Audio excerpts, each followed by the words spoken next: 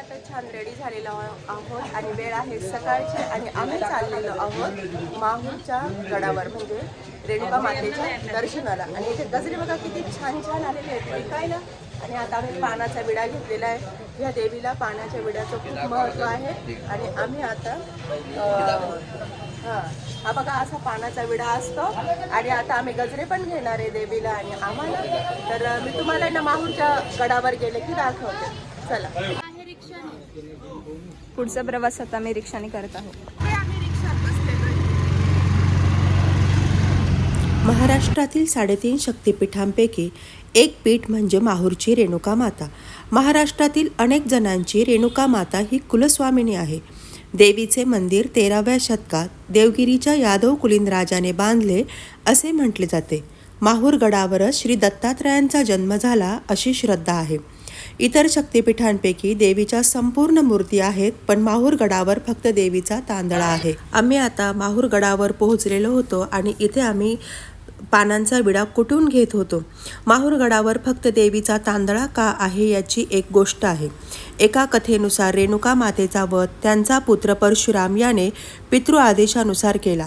नंतर परशुरामाला आपल्या आईची खूप आठवण येऊ लागली। ते मोठे मातृभक्त होते।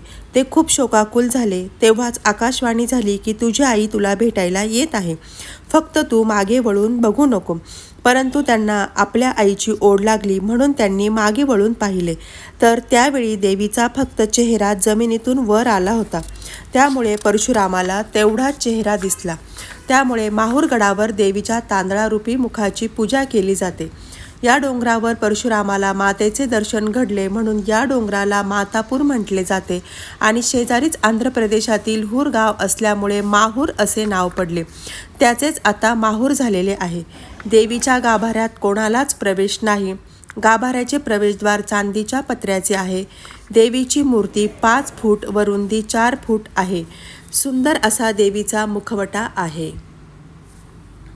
आज माहूरच्या देवीच्या दर्शनाची इच्छा पूर्ण झाली। सगळे पहिल्यांदाच झालं सगळे माहूरचं दर्शन। सगळे माहूरच्या देवीचं दर्शन घेऊन आम्ही पुढच्या दर्शनासाठी निघालो। त्यावरनं आम्ही आता उतरलेलो आहोत आणि दत्त शिखर येथे आलेले दत्त गुरूंचं इथं ठिकाण आहे। आम्ही आता दत्तधाम येथे आलेलो आहोत। माहूर गडावर असलेले हे दत्तधाम मंदिर आहे। आम्ही सगळ्या ठिकाणी फिरतोय आणि आमच्या आजी बघा न दमताय मस्त फिरू राहिले।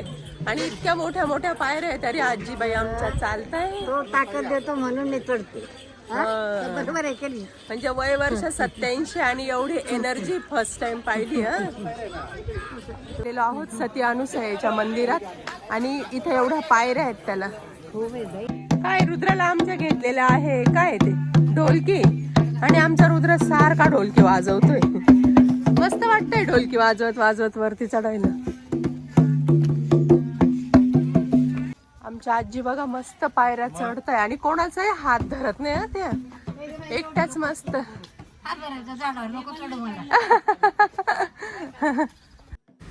दत्तधाम येथे दर्शन घेऊन आम्ही सती अनुसया मंदिर येथे आलो।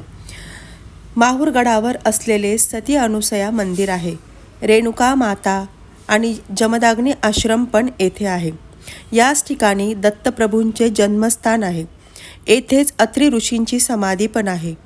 येथे अनुसया मातेने ब्रह्मा विष्णू महेश यांना लहान बाळ बनवले व स्तनपान केले असे हे माहूरचे तीर्थक्षेत्र आहे। माहूरला 3 पर्वत आहे, जिथे एक रेणुका मातेचे मंदिर आहे तो एक पर्वत, दुसरं दत्तधाम आणि तिसरं अनुसया मातेचे मंदिर आहे तो एक पर्वत। अनुसया मातेच्या मंदिराला खूप साऱ्या पायऱ्या आहेत। आम्ही 3ही ठिकाणी खूप छान दर्शन घेतले आणि इथे ना खूपच सारे माकडं होते। आजूबाजूला सगळं जंगलासारखंच आहे, कारण सगळीकडनं घाट आहे। सर्व दर्शन घेऊन आम्ही पुढील प्रवासाला निघालो।